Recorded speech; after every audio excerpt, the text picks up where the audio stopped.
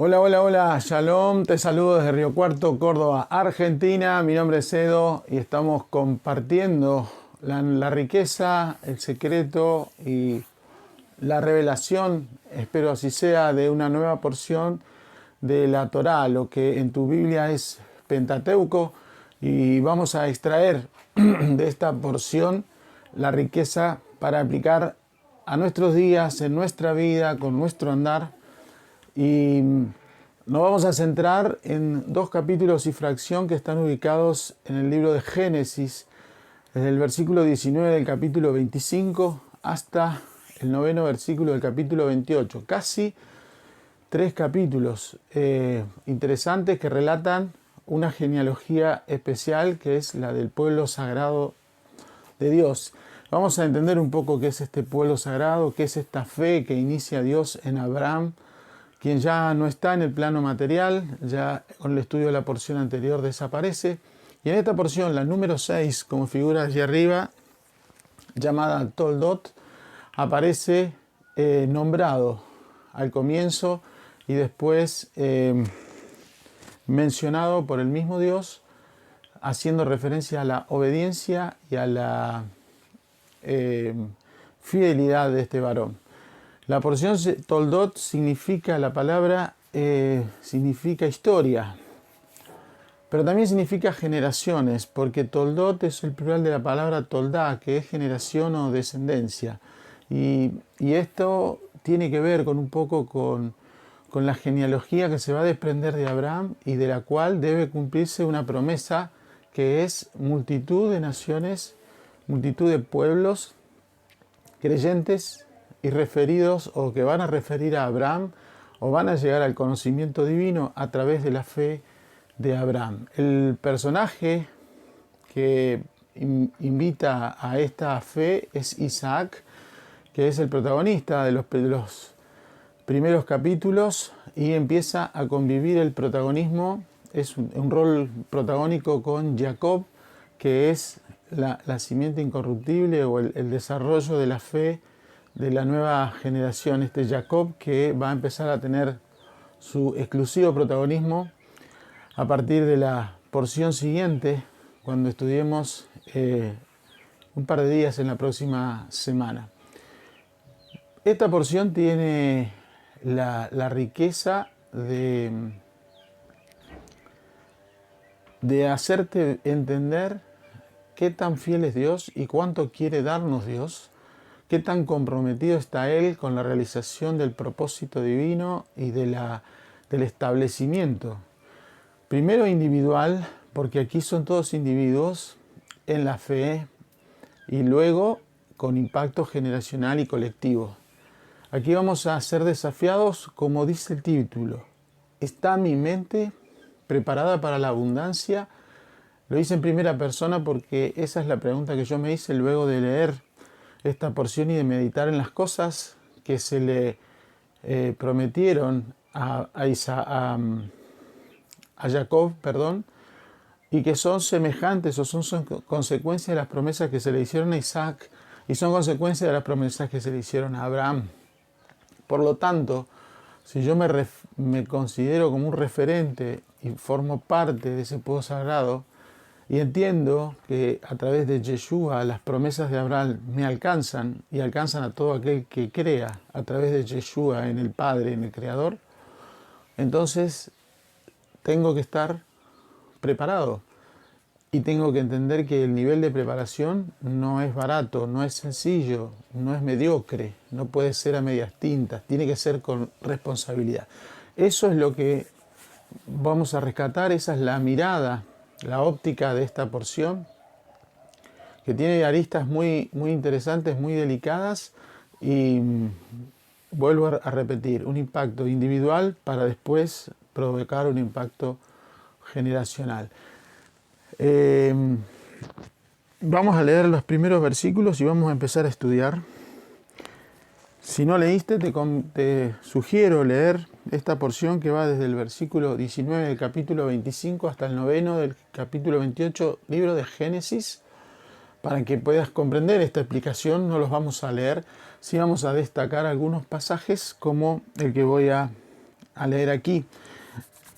El primer versículo según la Torá dice, estos son los descendientes de Isaac, hijo de Abraham. Y luego dice, Abraham fue padre de Isaac. Este es el primer versículo. Dice, estos son los descendientes de Isaac, hijo de Abraham. Pero en vez de mencionar los descendientes de Isaac, menciona que Abraham fue padre, o sea, va para arriba. Es como si el árbol genealógico fuera para atrás. Y la cuestión es por qué si en la primera parte dice que este es Isaac, hijo de Abraham, por qué la Torá se empeña en añadir que Abraham engendró a Isaac. Sería una lógica, que es esto que está anotado aquí. Isaac y Abraham. Isaac, hijo de Abraham, Abraham engendró a Isaac. ¿Por qué esta necesidad? En la presentación de esta porción expliqué que, y lo voy a repetir ahora, cuando un alma se decide su venida a la tierra, a materializarse y corporizarse en una persona, se firma un acuerdo con el Creador. Y este acuerdo incluye la selección de papás, papá y mamá. O sea que el alma ya sabe quiénes van a ser sus padres. Nosotros en nuestro entendimiento racional tenemos muchos problemas con papá y mamá. Hoy la sociedad está repleta de casos donde los hijos sufren muchas consecuencias de las conductas de papá y mamá y hasta el día de hoy hay divisiones, hay interrupción del lazo, de la conversación, del diálogo, hay rechazo, hay hostilidad, como así también los padres son reacios a aceptar la llegada de una vida a su núcleo familiar. Y todo este rechazo va a tener y tiene consecuencias en el andar de esas personas, tanto de papás como de hijos. Y aquí vamos a tratar un poco. Este acuerdo que hace el alma para elegir sus padres es también recíproco. Los padres acuerdan con el Creador y arman una sociedad donde el Creador va a poner el alma, va a poner el espíritu, va a poner el aliento de vida, pero la parte material, o sea, papá y mamá, van a poner su óvulo, su semen, y van a engendrar en carne a esa vida. Lo que va a estar ocurriendo es que esa vida ya tiene un acuerdo, una fecha de llegada y un propósito, con una misión. Por esto la Torá menciona esto, porque para Abraham era un privilegio y una responsabilidad ser padre. E Isaac tenía el honor, tenía la oportunidad de honrar a sus padres. Todo esto vale englobarlos bajo una sola palabra, que es aceptación y humillación. ¿Qué quiero decir con esto? Cuando se corporizan papá y mamá y el hijo, o sea, son palpables, son materia, lo primero que deberían hacer es aceptar a su hijo tal como es y el hijo aceptar a sus padres tal como son. En eso es ese versículo que dice, honra a tu padre y a tu madre para que te vaya bien y largura de días tengas en la tierra. O sea, la honra a los padres no tiene que ver con obedecer sus conductas violentas o totalmente en desacuerdo con una crianza normal y una educación tradicional. La honra tiene que ver con aceptar que estos son los padres, que el alma, en un estado de inconsciencia natural, aceptó negociar porque era necesario que pasara ese proceso para poder hacer alguna rectificación mientras esté en el cuerpo aquí en la tierra. Espero que no sea complejo lo que estoy explicando, que no sea complicado lo que estoy explicando y que yo me pueda hacer entender. Pero cuando un hijo no acepta a los padres que le tocaron en su estado consciente, se la pasa renegando y pierde el contacto y no los ve y eh, eh, ni hablar si los maldice, lo que va a ocurrir con esa vida es que le van a esperar momentos duros.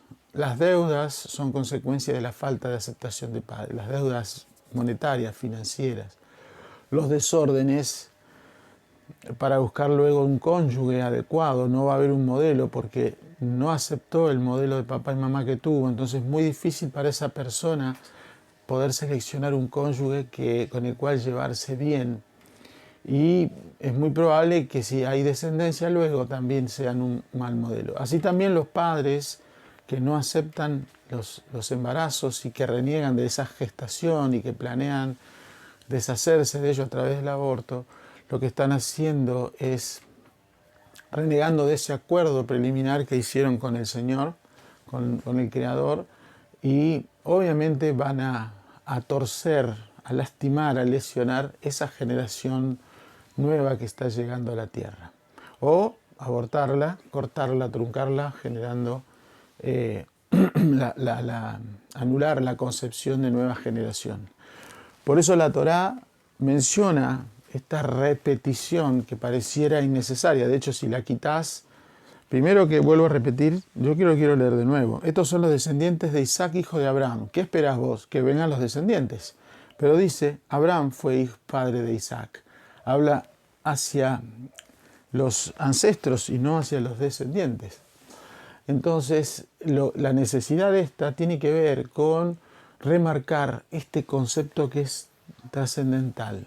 Para que mi vida tenga un orden, tenga salud, tenga prosperidad, tenga libertad financiera le llamo a la estructura de vida completa, no solo al sistema monetario. Tiene que haber una aceptación mía de mis padres. ¿Y sabes qué? Mucho renegué de mi papá, de mi padre, que él no tenía diálogos conmigo cuando yo era pequeño. ¿Sí? Yo pasé mi adolescencia sin demasiado diálogo con él. Era un hombre callado, muy pensante, trabajaba, nos proveía todo, pero no tuve un diálogo de ningún tipo, ni de lo íntimo, de conocer qué sé yo, aspectos sexuales. Siempre fue muy correctivo mi papá para ordenar mi vida. Siempre fue un buen proveedor, pero me faltaba eso. Me privaba de ir a jugar con los chicos de la calle, donde yo vivía, donde vivíamos. Y yo renegaba de eso, pero él lo hacía porque esos chicos no tenían buenos antecedentes. Él preservaba mi vida, pero yo en ese momento quería jugar. En definitiva, muchas veces yo conté esto y cuando reconocí esta enseñanza, o sea, yo hablaba mal hasta que entendí esto, comprendí que muchas cosas de las que me pasaron fueron por haber renegado o haber no aceptado, ni haber entendido, ni haber reconocido, ni haber honrado como se debe a mi padre. Me hubiese gustado tenerlo enfrente, poder con toda la humildad y postrado a sus pies pedirle el perdón en persona. Lo hice, pero cuento esto porque es uno de los nudos más críticos del seno familiar. Y hoy más que nunca, donde hay tanta independencia de jóvenes que se van de casa, que arman parejas inmediatamente, que toman rumbos principalmente, y más cuando van a estudiar a otras ciudades. Bueno, toda esa ruptura del vínculo familiar, de los lazos familiares, corre mucho peligro cuando encima no hay una aceptación. Por eso lo comparto, me pareció un punto crítico. ¿Está bien?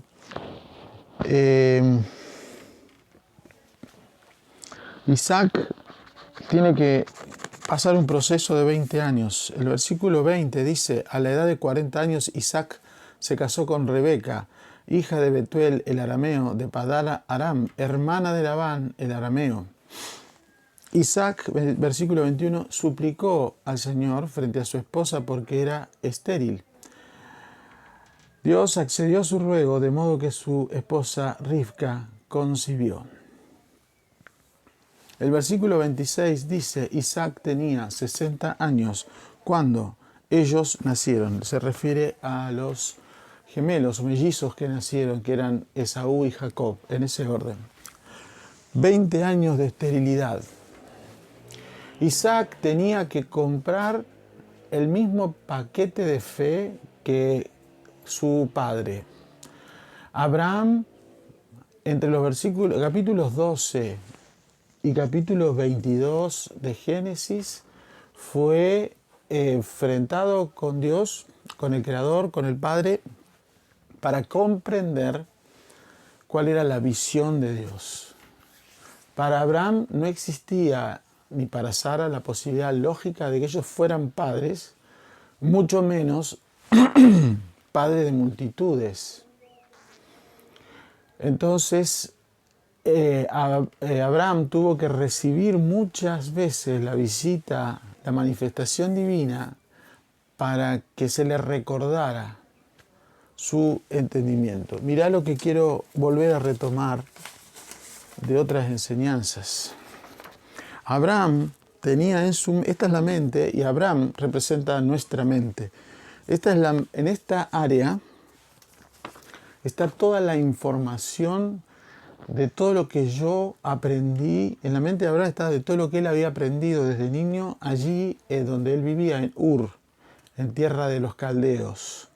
Toda esta información tenía que ver con idolatría, con paganismo, con una vida liviana, sin hábitos ni costumbres buenas, con tradiciones heredadas que tenían que ver con religiones, pero ninguna vinculada al sistema, vamos a llamarlo sistema financiero de Dios, o sea, el sistema donde Dios hace prosperar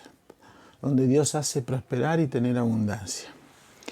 ¿Por qué Dios visitó tantas veces a Abraham? Para cambiar esta información. Había que resetear, hablando en términos de hoy, había que resetear el disco duro de la mente, que es ponerle la información nueva. Como dijo Yeshua, sacar el odre viejo y poner odres nuevos para que el vino nuevo no rompa el odre. Esa fue la razón por la que fue visitado. Ahora le tocaba a Isaac. Isaac está informado de la promesa. Isaac sabe en qué condiciones. Isaac es la persona pura, nacida en la fe hebrea. ¿Sí? Porque Abraham y Sara son sacados de la cultura pagana y puestos a creer como extranjeros y forasteros en una fe nueva. Por eso se les llama hebreo, cambio, cruce. Isaac crece en esa fe, crece en la instrucción, es educado y formado, y se le hace saber que él es heredero de una promesa. Y Abraham, preocupado en esa promesa, toma la decisión de elegir una esposa adecuada y coherente con la forma en que era Isaac. Eso se vio en el anterior. Ahora él tiene que aprender a depender del Creador y tiene que pasar 20 años de esterilidad, entre los 40 que comienza a pedirle en orar junto con su esposa, ahí dice delante de su esposa, hasta que realmente es a los 60. Son 20 años y el 20 en hebreo está representado por la letra Kaf. Oh, no se ve nada. Bueno, no es muy claro el marcador, lo vamos a hacer bien.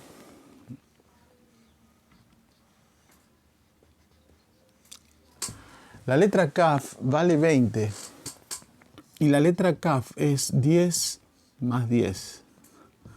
El 10 habla de la plenitud.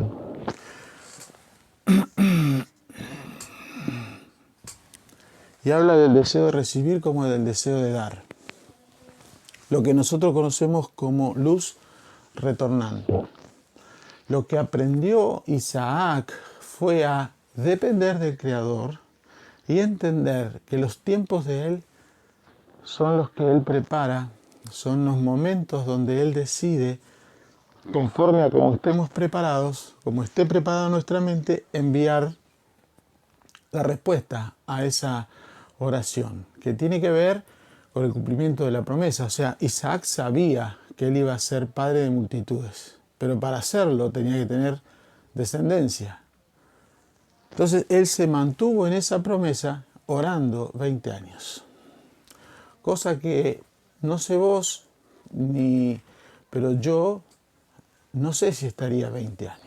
A la velocidad en que se mueve el mundo, en las urgencias que hay ahí afuera, realmente, soy transparente y sincero, costaría muchísimo. Lo que hizo Dios fue fortalecer la fe de este varón, porque él sabía que la promesa era verdadera.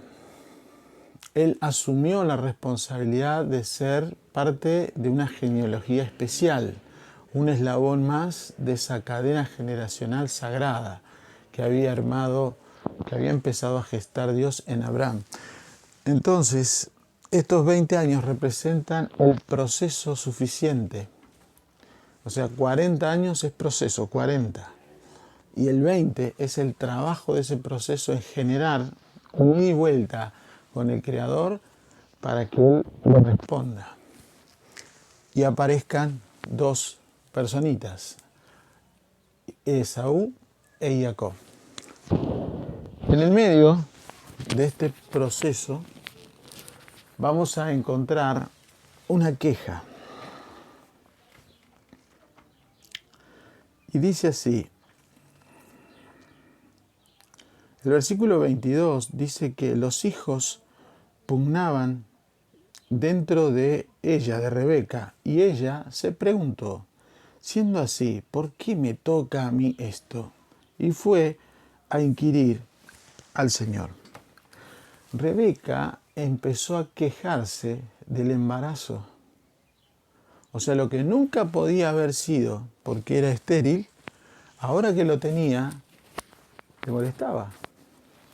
Sentía una violencia en ese embarazo, los gemelos peleaban. Dios le va a responder que hay dos reinos, que uno será más poderoso que el otro y que el mayor servirá al menor. Pero la queja hizo que Rebeca no pudiera convertirse en la madre de las 12 tribus. Originalmente, dicen los sabios hebreos, que Isaac estaba destinado, por ser puro y genuino, a ser el padre de las 12 tribus de Israel. Cosa que le tocó después a Jacob, como conocemos, pero originalmente. Pero por la queja de Rebeca, por un regalo divino, y por no aceptar la voluntad de Dios, por no estar en conexión correcta, la queja hace que a veces pierdas el protagonismo que tenías asignado. Ese es el mensaje para esto, la queja. Ahora, la pregunta es, ¿por qué tuvo hijos Isaac? La respuesta parece lógica, y si él era parte de la promesa. Isaac, como recordamos, forma parte de la columna izquierda, la columna del juicio, la columna del rigor, la columna del poder. Abraham es columna derecha, que es la bondad. Por eso, en el primer versículo, dice que Isaac es hijo de Abraham y que Abraham engendró a Isaac. ¿Para qué? Para que a Isaac se le pudiera confiar, tener hijos que sean santificados o apartados o escogidos para seguir esa genealogía sagrada, esa de la nueva fe. Lo que quiero decir es que si Isaac no era hijo de Abraham, o mejor dicho, no se aclaraba esto en el primer versículo, las personas iban a tener una sola columna que es justicia o deseo de recibir. ¿Está bien? Lo que quiero transmitir es que Isaac podía haber tenido hijos, pero podían haber afectado el sentido de justicia. Ahora Isaac, por ser hijo de Abraham, tenía el equilibrio y tenía que lograr tener un hijo, por lo menos uno, que fuera un balance. Y de hecho Jacob se va a convertir en ese hijo que es la dimensión central del carácter del alma llamada Tiferet. que la vamos a ir estudiando a medida que avancemos con la historia de Jacob. Esa es la razón. Esto lo voy a dejar para más adelante, porque primero tenemos que ver que la Torá va a mostrar, perdón, tengo un problema con el micrófono. Esaú versus Jacob. La Torá se hace un pequeño currículum que dice así, en el versículo 27, dice lo siguiente: los muchachos crecieron, Esaú era hombre diestro en la casa, hombre de campo, y Jacob era hombre íntegro que permanecía en las tiendas. Isaac amaba a Esaú porque comía de su casa, pero Risca ama a Jacob. Esto es lo que se dice de ellos. Quiero leer un poquito más. El versículo 24, anterior a lo que leí, dice: cuando se cumplieron los días de alumbramiento, resulta que había mellizos en su vientre. El primero salió colorado y todo velludo, con manta de pelo, y lo llamaron Esab, que significa peludo o velludo. Y después salió su hermano, que tenía la mano aferrada al talón de Esaú, y lo llamaron por el nombre Jacob. Isaac tenía 60 años. Jacob significa, viene de la palabra que en hebreo significa talón, ekev. Y como vino el que suplanta, así es la palabra, la traducción de Jacob, ese es el nombre que le pusieron. Ahora, aquí tenemos en la definición, versículos anteriores, cuando Rebeca se encuentra con esta molestia en su embarazo, Dios le dice: hay dos reinos que se pelean, se enfrentan, van a ser rivales. Y aquí va a empezar un enfrentamiento que hoy está vigente. Esaú es el opuesto de Jacob. Esaú es el padre de Edom, y Edom es Roma, el sistema romano, no de la capital de Italia. El sistema romano, el sistema político religioso de Roma, que fundó el cristianismo, tiene como origen el espíritu de Esaú. En Malaquías podés leer en el capítulo 1 que hay una preferencia marcada de Dios que dice: yo aborrezco a Esaú y amo a Isaac. Hay una preferencia. Jacob va a representar el reino. Él era una persona que se la pasaba en tiendas. Eso significa que él estudiaba, él se formaba, él se capacitaba. Esaú atiende a la fisicalidad. El sistema romano es materialista. Sí o sí es materialista. El sistema religioso es materialista. Pero Jacob lo que hacía era capacitar su mente, porque había una promesa y él sabía que esa promesa, si la tomaba, la podía cumplir. Esaú reaccionaba ante la realidad. Mirá lo que dice acá. Vamos a leer un poco más. El versículo 29 dice: Jacob puso a hervir un guiso cuando Esaú llegó del campo exhausto. Dijo Esaú, versículo 30, a Jacob: dame de tragar, por favor, de este guiso rojo, estoy exhausto. Por eso fue llamado con el nombre de Edom, porque el guiso era rojo. Dijo Jacob: véndeme en este día tu derecho a la primogenitura, y te daré de comer. Y dijo Esaú: voy a morir. ¿De qué me sirve la primogenitura? Dijo Jacob: júramelo como este día, y se lo juró y le vendió la primogenitura. Jacob le dio a Esaú pan y guiso de lentejas, así aquel comió, bebió, se levantó y se fue. Así Esaú menospreció la primogenitura. Así termina el capítulo 25. Esaú reacciona y se mide por la realidad. Como él estaba cansado ahora y tenía hambre ahora, perdió de vista la primogenitura, que era eterna, con todos los derechos y beneficios que tenía. Jacob pidió la primogenitura porque él se sostenía en aquello que era eterno, que es la verdad. El derecho a primogenitura era importante y Esaú lo menospreció por la situación. ¿Cuántas veces la realidad tuya y la mía nos hace perder de vista la verdad. ¿Cuántas promesas, cuántos versículos hay que son suficientes para vencer esa realidad que estás viviendo? Pero es tan grande el impacto de esa realidad que en ese momento no te acordás de nada y lo único que querés hacer es salir de ese escenario y hasta decís, trágame tierra. O empezás a hablar negativamente, o empiezo a hablar negativamente. ¿Y por qué me pasa a mí? Pero ¿por qué, qué hice yo? ¿Por qué me toca a mí? Mirá cuánto tenemos que pagar, nos van a quitar el auto, nos van a quitar la casa, sentís amenaza de divorcio, sentís amenaza de abandono, no lo sé. Pero todas esas situaciones críticas necesitan que te apoyes en la verdad. Y no digo que niegues la realidad, pero sí que la enfrentes con la verdad. Pues la realidad es necesaria para que se manifieste la verdad. Ese es el asunto. Esaú se dedicaba a la caza. El cazador es naturalmente un superviviente. Él come para sobrevivir. Él estaba, por ser materialista, es esta manera.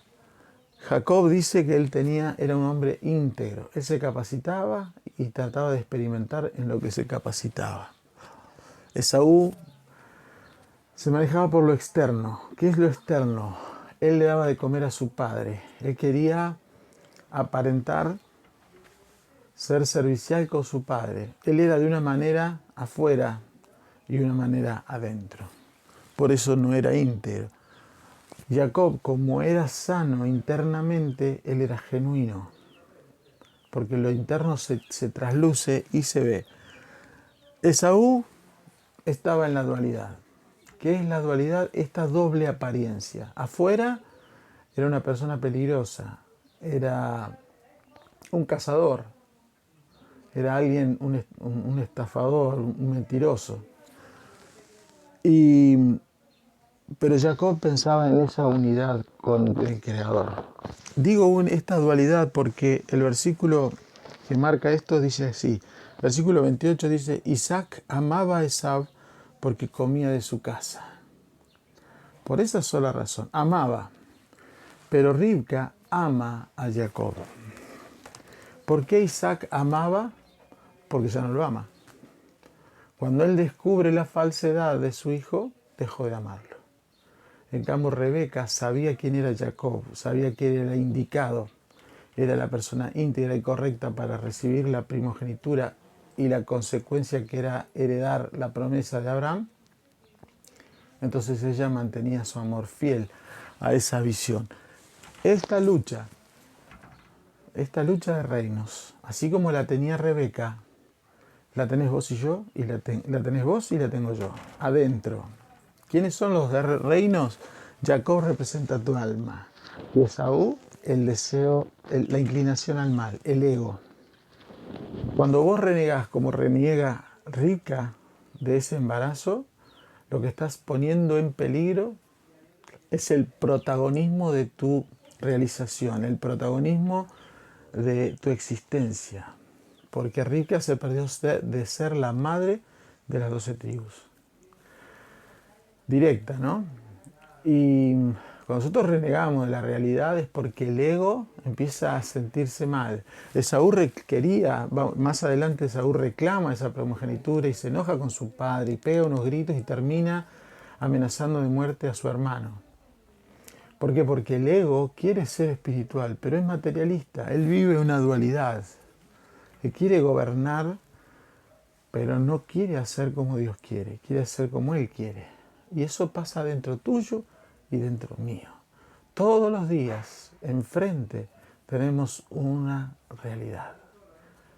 Todos los días tenemos un momento de cansancio como lo tenía Esaú y somos capaces de sacarnos ese fatiga, ese cansancio, esa opresión, esa carencia, porque el hambre es carencia, y nos conformamos con un plato de lentejas. Aceptamos cualquier cosa con tal de salir de ese nivel de carencia y ahí caemos en esa dualidad y perdemos bendiciones. Para que lo pienses, tu mente tiene que estar en conexión con tu alma. para mantener una unicidad con el Creador.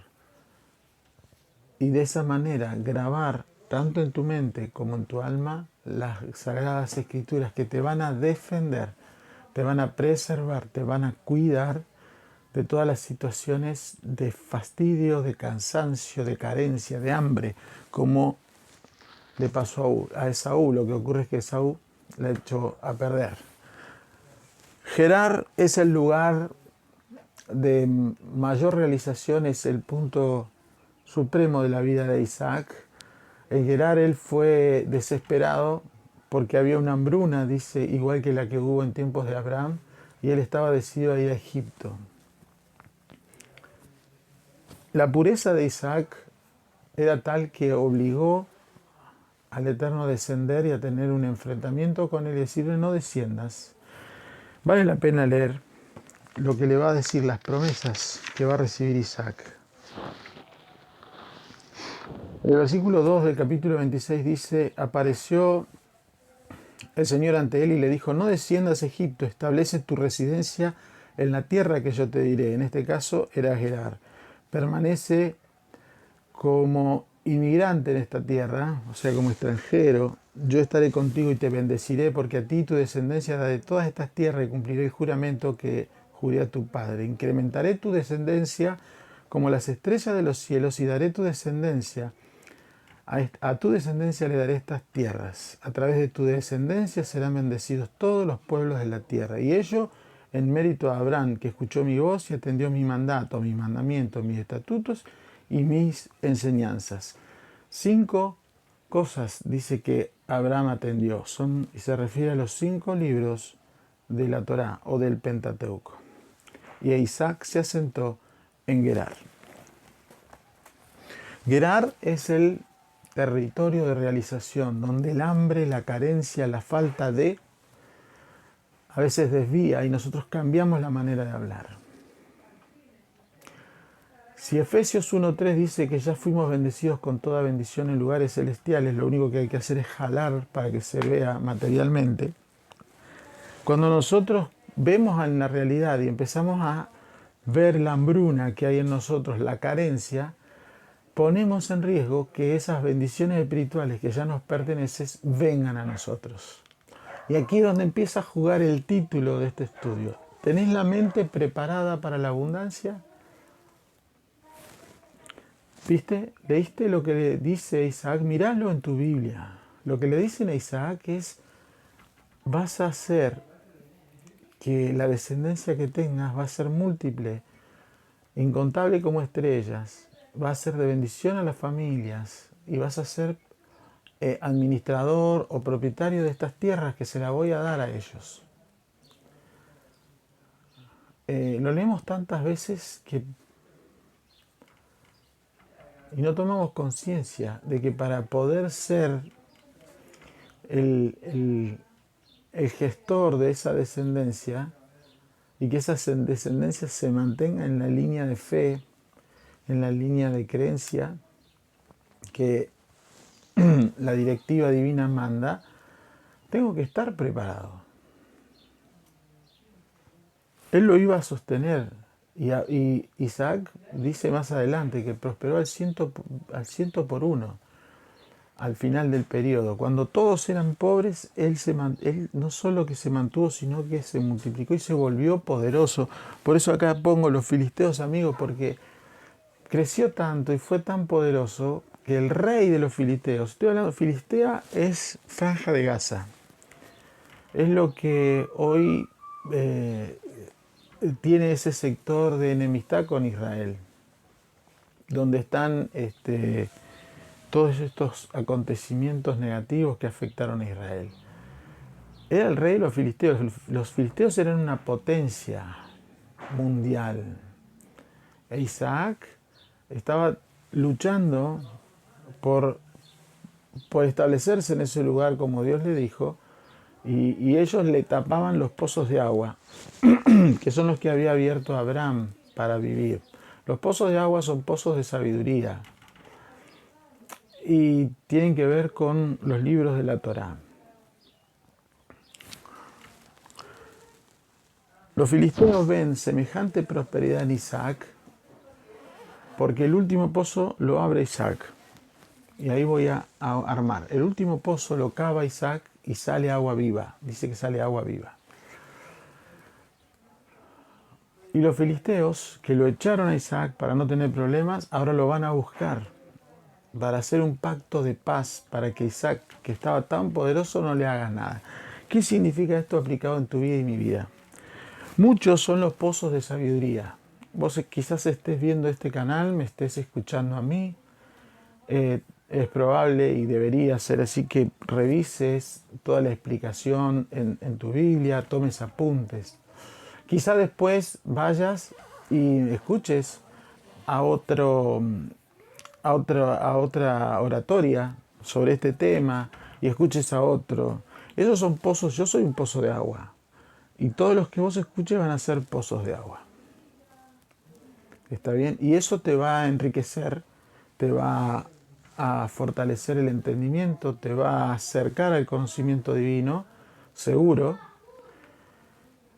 Pero vas a tener filisteos alrededor que no se te van a acercar, pero tampoco te van a aceptar. Me pasa. Los filisteos son todos los que pueden tener la fe en Dios, pero tienen otra mirada más religiosa y te pueden tratar, a mí me tratan de judío, de judaizar, y yo creo que no estoy hablando de ningún judío, estoy hablando de los hebreos. Y estoy hablando de Yeshua, que por ese lado podría ser porque Yeshua era judío. ¿Sí? Los que siguen a Jesús se quejan de que hablamos de judíos, pero ellos siguen en judío. Entonces, bueno, lo que te quiero decir es que vos podés escuchar varias voces que estén enseñando y tengan distintas aristas o caras y digas buenas enseñanzas, aceptable, la tomo, me gusta. Bueno, esos son pozos de agua. Yo soy un pozo de agua. Pero Isaac, después que abrió él el pozo de agua, dice que el rey de los filisteos, Abimelech, vino a él y hizo el pacto. Y se cumplió lo que dice el proverbio: cuando los caminos del hombre son agradables a Dios, hasta él hace estar en paz los enemigos para con él. ¿Qué te quiero decir? Hasta que vos no seas un Isaac que abre su propio pozo y encuentres la revelación vos en las escrituras, los filisteos van a estar dando vueltas, pero no se van a acercar. Pero cuando vos encontrás la revelación, cuando vos tomás firmeza, lo crees, lo instalás acá, tu vida cambia y los enemigos vienen a hacer pactos de paz. Los enemigos amigos, los filisteos amigos, por eso le pongo. Por eso es importante que vos encuentres tu pozo para lograr esto. Y para que vos caves pozos tenés que hacer fuerza. Porque el agua no está ahí nomás. Las aguas vivas están más abajo. Yeshua dijo: establece tu casa sobre la roca. Hay que cavar para encontrar la roca porque la tierra de arriba es arena. Y cuando la casa está hecha sobre arena, vienen los filisteos, la tormenta y te la tira. Cavar es hacer fuerza, es involucrarte, es capacitarte. Porque la roca se tiene que instalar acá, en la mente. Y cuando vos tu mente la tenés renovada y elevada y entendés que estás en condiciones, no importa cuántos filisteos hay alrededor, ya van a venir. De a poco se van a acercar. Quiero empezar a terminar porque Isaac siente que está por morir, necesita dar la bendición al primogénito, cita a Esaú, lo manda a buscar un cabrito para que le cocine como siempre. Y entre medio de esta tarea, de esta comisión, Rebeca disfraza a Jacob de Esaú, le pone las ropas de Esaú, le pone pelo en las manos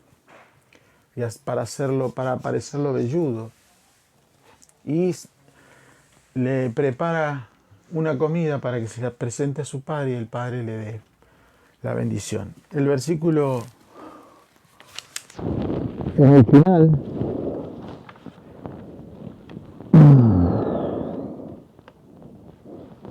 y dice esto.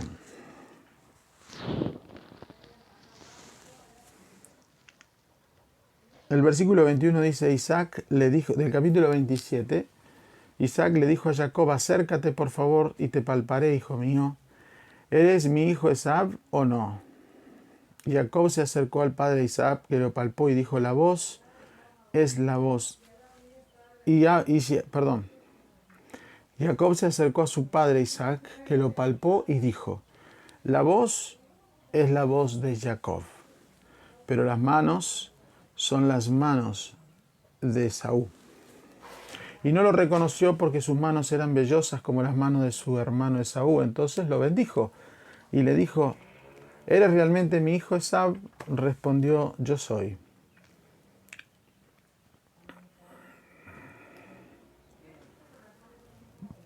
Le dijo entonces, tráeme y comeré.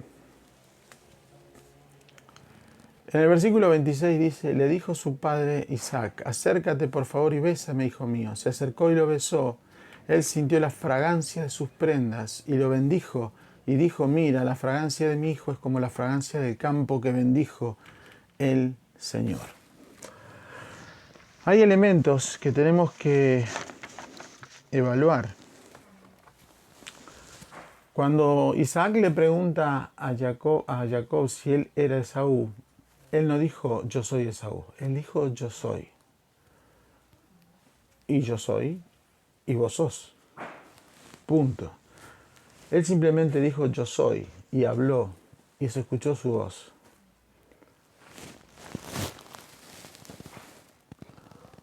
La bendición que da Esaú, que da Isaac, la hace en un estado de ceguera. Así dicen los versículos anteriores. Él no podía ver. Por eso necesitaba palpar, oler, escuchar. Él no podía utilizar la vista. Estaba limitado. Y finalmente iba a gustar el cabrito que le preparaba. ¿A quién tengo delante? Es la pregunta que yo me hago cuando me encuentro con alguien. Cuando me encuentro con alguien puede haber un Esaú disfrazado de Jacob o puede haber un Jacob disfrazado de Esaú. ¿Qué es lo que quiero decir?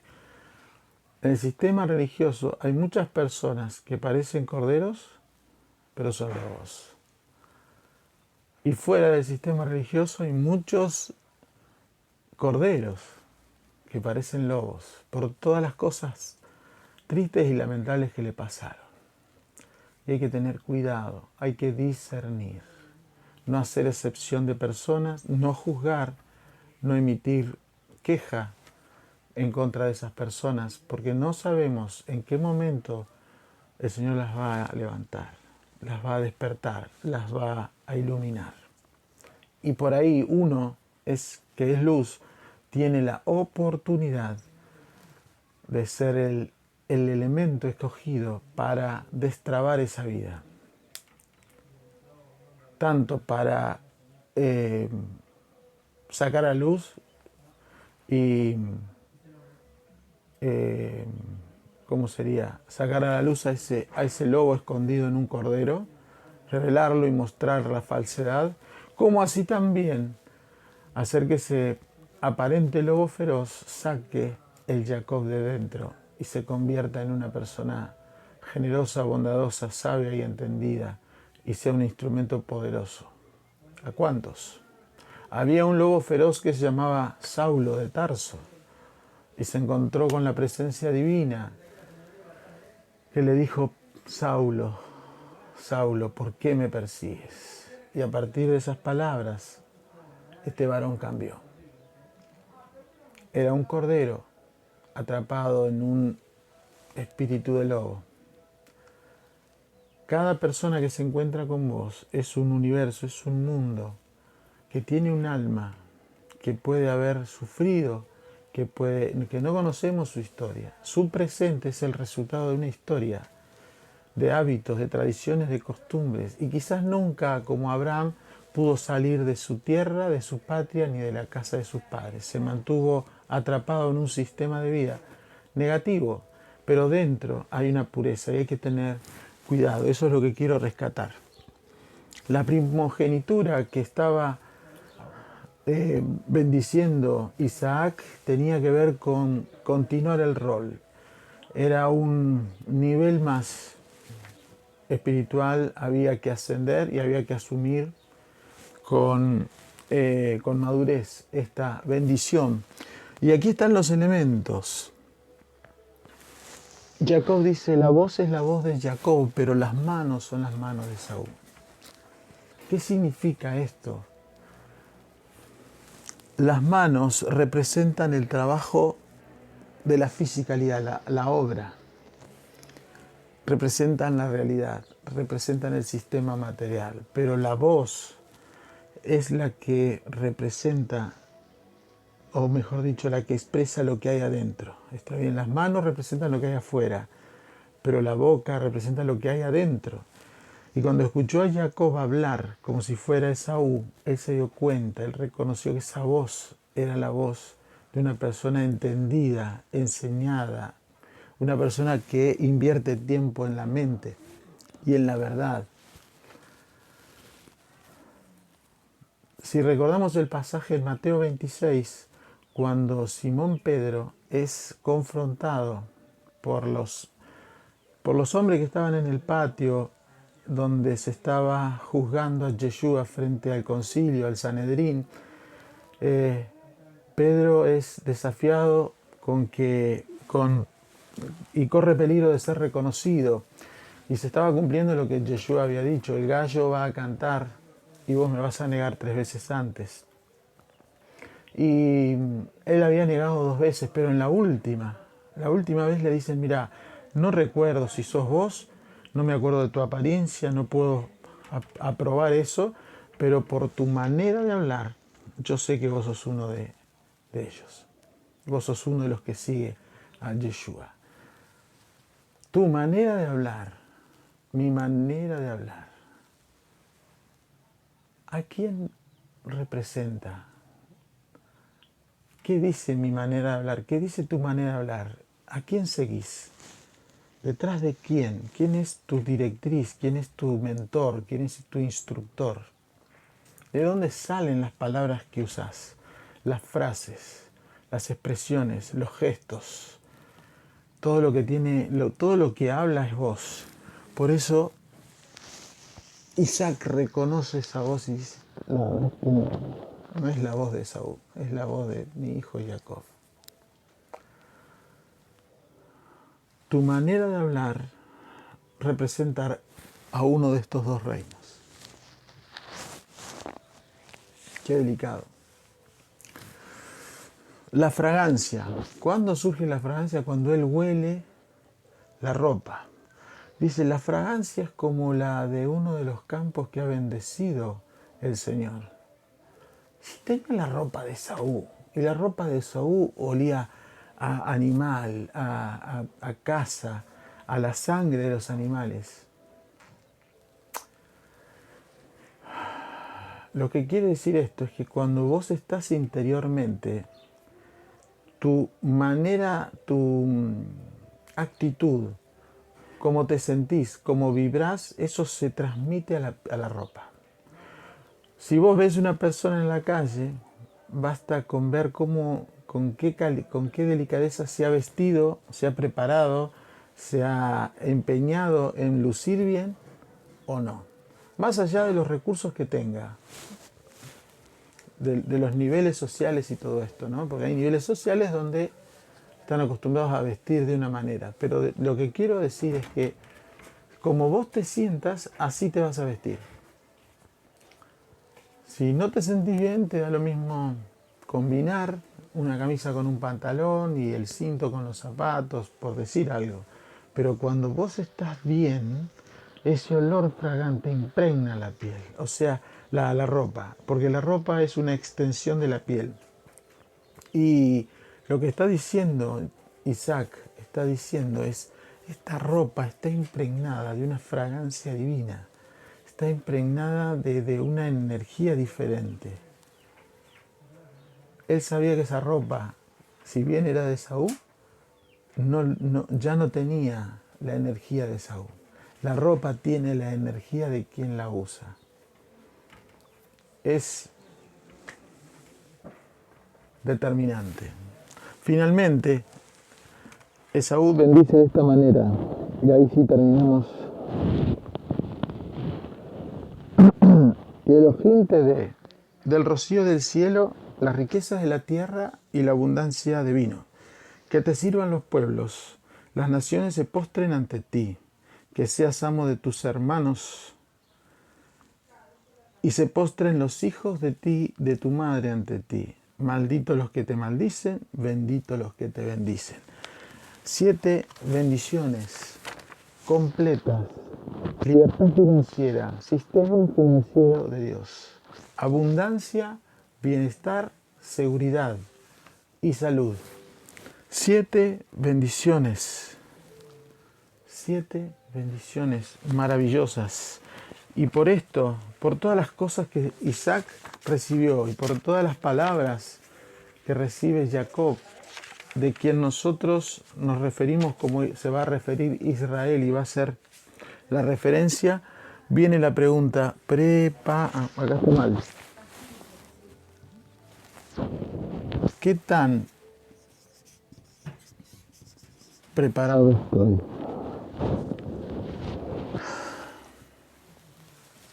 Yeshua hablaba a los discípulos y les decía, tengo más cosas para contarles, pero no están listos para recibirlo. O sea, eran merecedores, pero podían echarla a perder porque no estaban en condiciones. Y ahí yo lo único que me viene como ejemplo natural es decir, un heredero de una fortuna que tiene 2 años de edad, no la puede recibir, pero la va a despilfarrar. Si tiene 2 millones de dólares para recibir de herencia, se va a comprar 2 millones de dólares en golosinas, en caramelos, en chocolates, en globos, en juguetes. ¿Se entiende? Bueno, lo que yo quiero saber, lo que yo me pregunté es, ¿cómo hago para recibir el rocío del cielo, la riqueza de la tierra, la abundancia de cereal y vino? Cereal y vino. ¿Cómo hago? ¿Estoy preparado? ¿Qué hago con eso? ¿Dónde lo meto? ¿Cómo lo administro? ¿Cómo lo pongo en productivo? Porque esto tiene que ver con bendiciones, talentos y habilidades. Recordá la parábola de los talentos, que a uno le dieron 5 de acuerdo a su capacidad, a otro 2 y a otro 1. Y todos se pusieron a trabajar menos uno, que no sabía qué hacer y lo guardó y tuvo miedo de su señor. Y yo me preguntaba, digo, no, recibo millones de dólares. ¿Qué hago con eso? No me daba, ni me da la cabeza para decir cómo lo invierto, cómo lo pongo en productivo, cómo genero fuentes de trabajo para bendecir a otras familias que no tienen trabajo, poner en marcha empresas.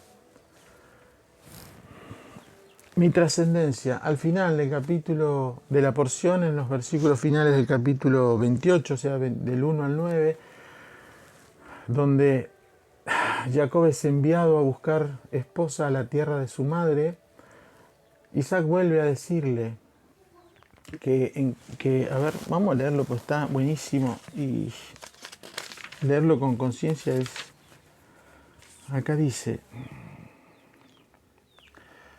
que el Shaddai te bendiga, te fructifique y te multiplique y que seas una congregación de naciones. Mira lo que le dice. Que te dé a ti y a tu descendencia la bendición de Abraham. O sea, lo que eligió en Abraham viene para acá. Para que heredes la tierra de Elohim le dio a Abraham, en la que previamente viviste solo como extranjero. Le está hablando de trascender. ¿Cómo me aseguro yo que 4, 5, 6 generaciones más adelante, o sea, los nietos de los nietos de los nietos de los nietos de mi hijo, me recuerden?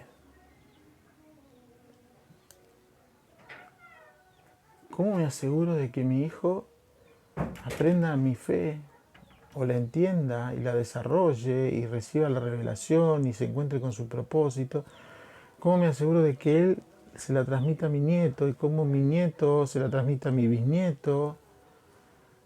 ¿Y cómo los preparo a ellos para poder decirles, miren, hay abundancia para recibir y disfrutar y compartir y dar? La mayoría de los padres viven en este sistema opresor de limitación, no en una libertad financiera. Tienen que trabajar porque no van a trabajar porque les gusta, sino porque necesitan trabajar, porque necesitan el recurso para sostener la casa.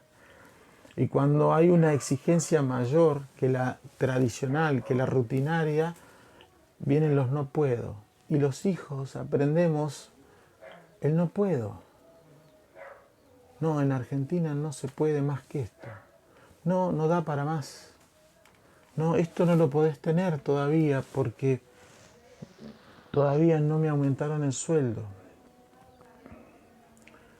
La ley del no puedo es poderosísima y rompe con la ley de la abundancia. El éxito parece que es para algunos, tocados con varita mágica, elegidos, preparados. No es así. El éxito está al alcance de todos, porque nosotros en Adán fuimos declarados gobierno de la tierra, poderosos y suficientes para sojuzgarla y gobernarla con sabiduría. Y esa promesa está vigente. Lo que ocurre es que no queremos capacitar la mente, no queremos invertir tiempo en el entendimiento. Seguimos metidos en sistema religioso, usamos la Torá o la Biblia para ocasiones espirituales y oramos a Dios para que cuando Dios quiera me llegue. No es así. Si dentro de nosotros tenemos la palabra para poder declararla y trabajarla. Vos sabés que Jacob, después que se fue a buscar a la tierra de Padán Aram, tenía 63 años, que es lo que está acá. Pero y llegó allá a los 77, no estuvo 14 años viajando. ¿Sabés dónde fue? Para Jacob era la primera vez que salía de casa, la primera vez que salía de la zona de confort. ¿Sabés qué hizo esos 14 años? Fue a estudiar, a prepararse a las tiendas de estudio que tenía su bisabuelo Shem, el hijo de Noé. ¿Qué es el 63? 63 era la edad de Jacob cuando recibe la bendición, también en la edad de Esaú. Las letras del mes que está por entrar, que es el mes noveno, son la Samej y la Gimel. Esta vale 60, son las letras rectoras del mes. Y esta valen 3. Y estas dos letras traen abundancia y luz en este mes. Una cosa, este mes octavo fue tranquilo, pero ahora viene la luz y la abundancia. La edad de 63 años de Jacob no fue al azar, fue justa para que pudiera recibir luz y abundancia. ¿En qué calidad o en qué poder? ¿Cuánto es el poder? Este es el nombre sagrado, Yud, esto es Yod. Yod, Hei, Vav, Hei. Cuando la escribimos a la letra, esto se llama el relleno o el milui en hebreo, Yod se escribe de esta manera, Hei, Vav, Hei. Cuando le damos los valores a cada letra, a la Yod, 10, 20. A ver. Yod, sí, 6, 10, 20. Esto da 20, esto da 15, esto da 15 y esto da 13. Cuando sumás estos valores, el nombre sagrado diluido da 63 o rellenado. A los 63 años, Jacob recibía la iluminación, la abundancia de la presencia divina. Este mes que viene tiene esa fuerza. Jacob salió con esa fuerza, con una mano atrás y una adelante, salió sin nada. Y él va a experimentar la provisión divina, la prosperidad y la abundancia. De nuevo, ¿qué tan preparado yo estoy y estás vos para recibir esta abundancia? ¿En qué ocupas tu mente? ¿Cuánta información de calidad conforme al propósito y objetivo de tu vida le pones a la mente? ¿Cuánto tiempo? Y no hablo de ponerse a leer todo el día la Biblia. Estoy hablando de realizarte en aquello que vos sos poderoso. Si sos comerciante, en cómo vender mejor. Si sos financista, cómo invertir mejor. Si sos carpintero o mecánico o agricultor, cómo producir mejor, cómo crecer mejor y más rápido, cómo trabajar menos y producir más. ¿Cuánta información a la mente le ponemos? Porque esto es una porción que tiene que ver con el éxito de aquellos que creyeron. ¿Creyeron en quién? No en el Señor solamente. Creyeron en ellos, que eran los indicados en el tiempo justo, en el momento adecuado para realizarse, prosperar y generar abundancia, de tal forma que fueran un modelo que trascienda. Estamos hablando de personas de hace más de 3000 años. ¿Trascendieron o no? ¿Qué tal si vos y yo, tu nombre y el mío, son recordados? A mí con que dentro de 10 años recuerden esto, maravilloso. De Río Cuarto, Córdoba, Argentina, yo te saludo. Que disfrutes de tu Shabbat, que hayas tenido una jornada de maravilla. Si no sos parte del canal, suscríbete. Si te pareció interesante y apropiado, dame tu me gusta. Compartí tu experiencia, contá lo que opinás, lo que te parece. ¿Querés consultas? Yo te las respondo. Y principalmente compartí el mensaje. Compartilo con las personas que necesitan salir de esas rutinas de carencia y empezar a experimentar la prosperidad y abundancia divina. Shabbat Shalom.